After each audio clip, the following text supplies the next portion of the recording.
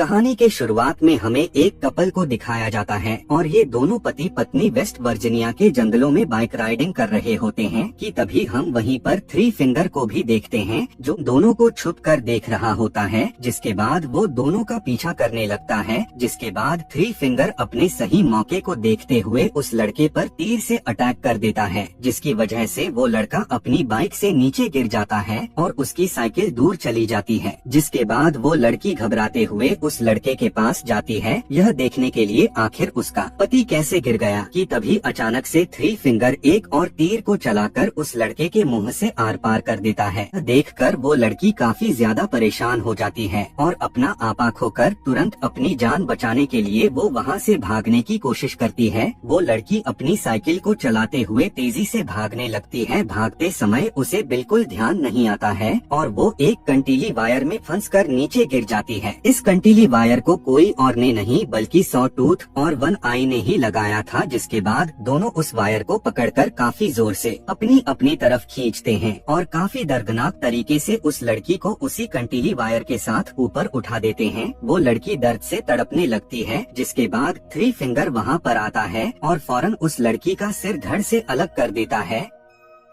अब यहाँ से सीन शिफ्ट होता है और हमें वो लोगों को एक वैन में कहीं पर जाते हुए दिखाया जाता है और इन्हीं के साथ कुछ और फ्रेंड्स भी थे जो सभी के सभी यानी इसके फ्रेंड्स एक होटल में घूमने और काफी सारे टाइम स्पेंड करने के लिए जा रहे थे। यहीं पर हमें पता चलता है कि कुछ दिन पहले ही डैनी को एक लेटर मिला था और उस लेटर में लिखा था कि तुम अब उस होटल के मालिक हो, तुम इधर आओ, हमें बहुत खुशी होगी तुमसे मिलके। यह जानने के बाद डैनी काफी ज्यादा खुश हो जाता है और यही वजह होती है कि डैनी अपने सभी दोस्तों को अपने साथ लेकर उस लोकेशन पर जा रहा होता है। कुछ देर के बाद डैनी और उसके सभी दोस्त उस आलिशान सी होटल में पहुंच जाते हैं। यहाँ पर होटल के केयर टेकर्स इन सभी का वेलकम करते हैं, लेकिन तभी हम नोटिस करते हैं कि इस होटल के ये दोनों केयर टेकर्स इन्हें देखकर कुछ ज्यादा खुश नहीं होते हैं, क्योंकि उन्होंने सोचा था कि डैनी सिर्फ अकेला आएगा, लेकिन वो तो अपने साथ अपने बहुत सारे दोस्तों को लेकर आया था। कि तभी वहीं पर हम एक बूढ़ी औरत को भी देखते हैं जो कि उस होटल से चेक आउट कर रही थी, यानी कि उस होटल से जा रही थी। कि तभी अचानक से एक कुल्हाड़ी दूर से कोई फेंक कर मारता है और सीधा उस बूढ़ी औरत को जाकर लगती है और वो औरत वहीं एक दीवार में जाकर अटक जाती है। जिसके बाद वहीं पर उस होटल का केयर टेकर जैक्सन वहाँ पर आता है और उस बूढ़ी औरत की गर्दन ही तोड़ देता है, जिसके बाद वो मर जाती है। यहाँ पर काफी सोच में रख देने वाली बात तो यह है कि जो भी शख्स इस होटल में आता है और आने के बाद अगर वो इस होटल से बाहर जाने की कोशिश करता है तो उसे अपने जान से हाथ धोना पड़ जाता है। यहाँ दूसरी तरफ हम देखते हैं कि यह सभी लोग उस होटल की चीजों की देखकर काफी हैरान हो रहे थे और वे सभी इस बात को लेकर काफी खुश भी थे कि ये सारी की सारी चीजें अब डैनी की होने वाली हैं। जिसके बाद रात का समय दिखाया जाता है और उस होटल का केयर टेकर जिसका नाम जैक्सन था वो घने जंगल में जाता है और वहाँ पर वो इन तीनों भाइयों से मिलता है और जैक्सन उन तीनों ब्रदर्स को समझाने लगता है कि तुम्हें उस बूढ़ी औरत को ऐसे नहीं मारना चाहिए। यहाँ पर हमें यह भी पता चलता है कि ये सभी आपस में सिबलिंग्स हैं, यानी कि ये चारों के चारों भाई होते हैं और इसके अलावा वो जो दूसरी केयर टेकर थी वो भी इन्हीं की बहन होती है। अगली सुबह में हम देखते हैं कि डैनी की सबसे क्लोज फ्रेंड होटल में जा रही थी कि तभी उसकी नजर जैक्सन पर पड़ जाती है। वो देखती है कि जैक्सन उस होटल में खून को साफ कर रहा था और ये वही जगह था जहाँ पर उस बूढ़ी औरत को मारा गया था, लेकिन वो बिना कुछ रोक टोक किए और न ही कुछ समझे वहाँ से चली जाती है। उन दोस्तों में से कुछ दोस्त शॉपिंग करने के लिए मार्केट आए हुए थे कि तभी वहाँ पर इनकी एक जगह पर नजर पड़ जाती है जहाँ पर इस जगह के बहुत सारे लोग गायब हुए होते हैं, यानी कि ये जो इतने सारी तस्वीरें लगी होती हैं ये वो होते हैं जो यहाँ इस शहर से मिस हो गए होते हैं। कि तभी उसी वक्त शेरिफ भी वहाँ पर आते हैं और उसी जगह पर एक और तस्वीर लगा देते हैं और ये उसी बूढ़ी औरत की होती है जो कल रात में मिस हुई थी। यहाँ पर होटल के अंदर जैक्सन डैनी को अलग अलग तरह के हथियार दिखा रहा था। डैनी इन सभी हथियारों को बहुत पसंद करता है और वो उस जगह से एक क्रॉस बोल्ट को उठा लेता है। अब जैक्सन डैनी से कहने लगता है कि क्यों न हम सभी शिकार करने के लिए चलें। उसकी इस बात को सुनकर सभी शिकार करने के लिए जंगल में चल देते हैं।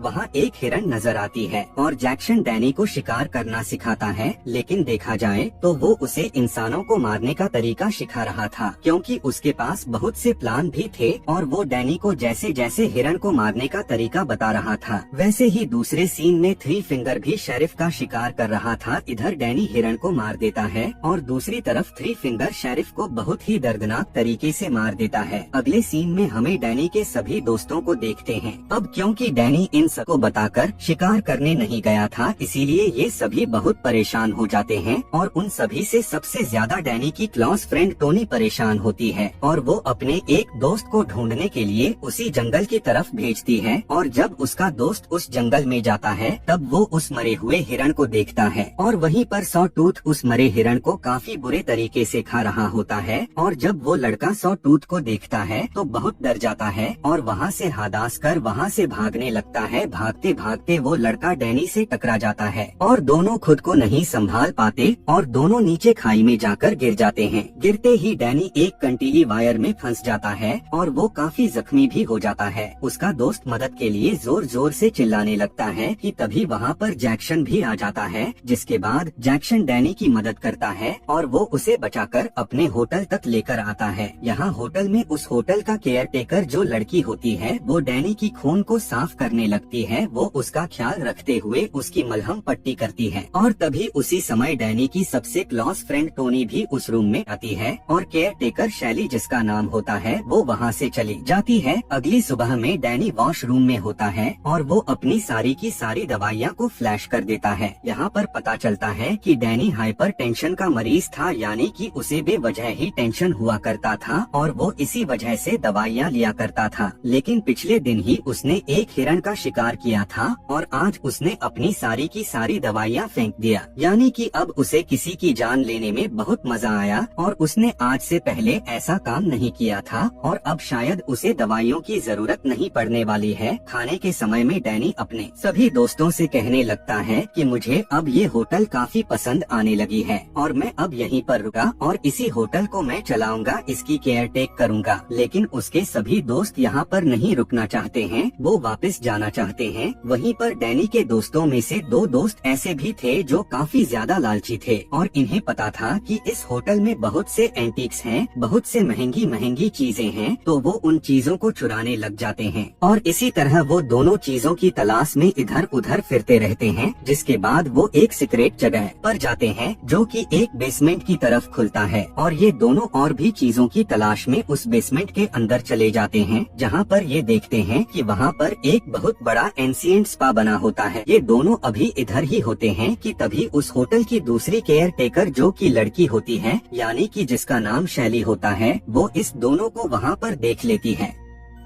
कि तभी कुछ देर के बाद वो तीनों ब्रदर्स भी वहाँ पर आ जाते हैं और अचानक से इस लड़के के सिर पर मारकर उसे नीचे गिरा दिया जाता है। जिसके बाद वो तीनों भाई उस लड़की को पकड़कर उसके दोनों हाथ और पैरों को सीधा उखाड़ देते हैं, जिसकी वजह से वो लड़की काफी दर्दनाक तरीके से मारी जाती है। जिसके बाद ये सभी तीनों भाई उस लड़के को भी मारने वाले होते ही हैं कि उसी वक्त शैली उन्हें रोक देती है और वो अपने तीनों भाई को कहती है कि तुम सब यहाँ से चले जाओ। जिसके बाद शैली उस लड़के को अपने रूम में ले जाकर उसके मुंह पर तकिए लगाकर उसकी दम घोटकर उसे भी जान से मार देती है। दूसरी तरफ डैनी को देखते हैं जो उसके अंदर अब बहुत सी चेंजेस आ रही थी। एक तो वो अब अपनी टेंशन वाली दवाइयाँ लेना भी छोड़ दिया था और वो अब बहुत खुश भी रहने लगा था, जबकि पहले ऐसा बिल्कुल भी नहीं था। जिसके बाद उसकी मुलाकात उसी केयर टेकर्स दोनों बहन भाई से होती है। केयर टेकर जैक्सन डैनी से कहता है कि मैं तुम्हें अपने बाकी के फैमिली मेंबर से मिलवाना चाहता हूँ। इस बात को सुनकर डैनी तैयार भी हो जाता है। दोनों होटल केयर टेकर्स डैनी को जंगल के एक छोटे से गांव की तरफ लेकर जाने लगते हैं, जहाँ पर बहुत ज्यादा डिफॉर्म लोग मौजूद होते हैं। ये सभी के सभी डिफॉर्म लोग डैनी की ही फैमिली थी। जिसके बाद दोनों केयर टेकर्स डैनी को एक ड्रग देते हैं और उसे सारी बात डिटेल से समझाते हुए कहने लगता है कि ये सभी डिफॉर्म लोग प्योर ब्लड नहीं हैं, क्योंकि इनके इंसेस्टर्स किसी दूसरी फैमिली से थे और डैनी तुम और शैली तुम दोनों प्योर प्योर ब्लड हो, और जब तुम्हारी शादी होने के बाद यानी जब तुम्हारी आगे की दूसरी जनरेशन आएगी वो सभी के सभी एकदम से प्योर जनरेशंस होगी, बिल्कुल थ्री फिंगर की तरह। यानी कि ये इन दोनों की शादी करवाकर थ्री फिंगर की तरह और उसके दोनों भाइयों की तरह और भी बहुत से ज्यादा डिफॉर्म लोग चाहते हैं ताकि इनकी जनरेशंस आगे की तरफ जा सके।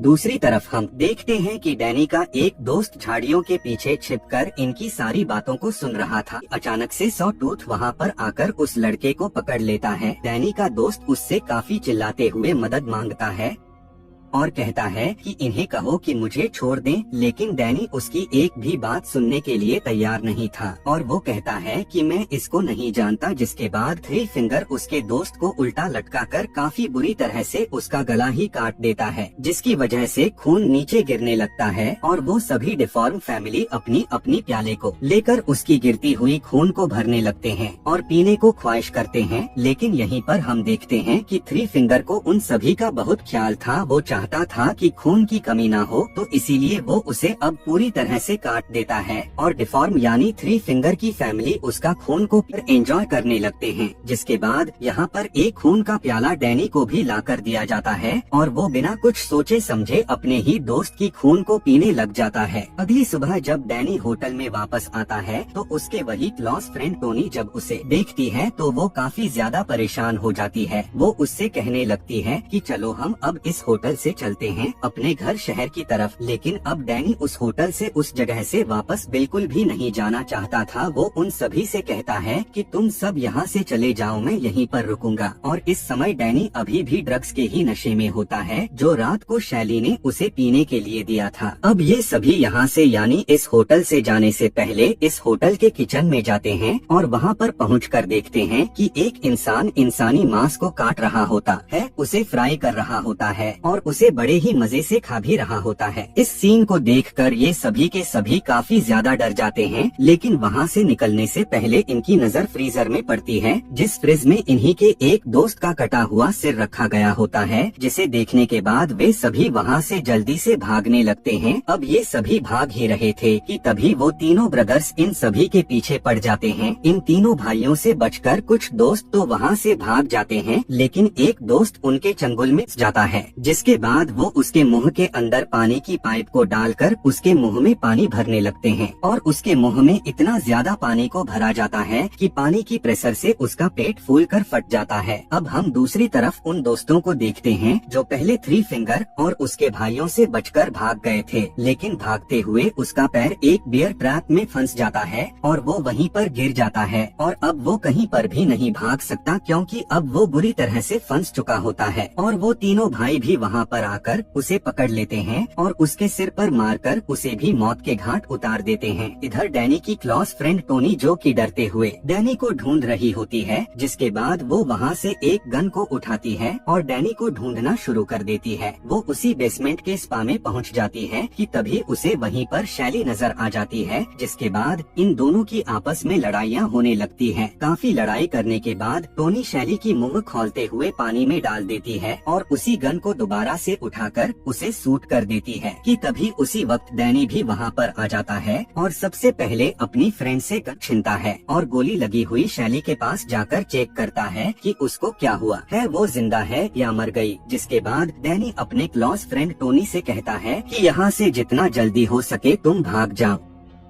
और जब टोनी वहाँ से भाग रही थी तब उसी होटल का दूसरा केयर टेकर जो कि जैक्सन था वो टोनी का पीछा करने लगता है और जैक्सन आखिरकार उसे पकड़ ही लेता है। दोनों के बीच में खूब लड़ाइयाँ होती है। जिसके बाद टोनी जैक्सन की चाबी को लेकर काफी दर्दनाक तरीके से उसकी आंखें ही फोड़ देती है और इतना जालिम तरीके से मारती है कि जैक्सन की वहीं पर डेथ हो जाती है। इससे पहले कि टोनी वहाँ से भाग पाती और अपनी जान बचाती तभी डैनी वहाँ पर आ जाता है और अपनी ही क्लोज फ्रेंड पर गन पॉइंट कर देता है। अब इसका यही मतलब होता है कि डैनी अब नहीं चाहता है कि टोनी जिंदा बचे, क्योंकि अब टोनी डैनी के फैमिली के बारे में बहुत कुछ जान चुकी थी और डैनी भी ऐसा रिस्क नहीं लेना चाहता था। और तभी थ्री फिंगर और उसके भाई भी वहाँ पर आ जाते हैं, जहाँ पर डैनी अपने क्लोज फ्रेंड टोनी और अपने फैमिली में से वो अपनी फैमिली को ही चुनता है। जिसके बाद थ्री फिंगर टोनी को भी जान से मारकर उसे मौत का नींद सुला देता है। और इस कहानी में कुछ दिन के बाद का सीन दिखाया जाता है और आगे हम देखते हैं कि डैनी अब उस होटल को चला रहा होता है और वहाँ पर आने वाले फैमिलीज का वेलकम कर रहा था। लेकिन देखा जाए तो इस होटल की मकसद में होटल में आने वाले को मारा जा रहा था और उन्हें खाया जा रहा था। और यहाँ किचन में हम तीनों ब्रदर्स को इंसानी गोश्त का भोजन बनाते हुए देखते हैं। और इसी के साथ रॉन्ग टर्न 6 भी खत्म हो जाती है। यह मूवी रॉन्ग टर्न की लास्ट पार्ट है और अभी तक रॉन्ग टर्न यानी इस मूवी के आगे की कहानी नहीं बताई गई है। Thanks for watching.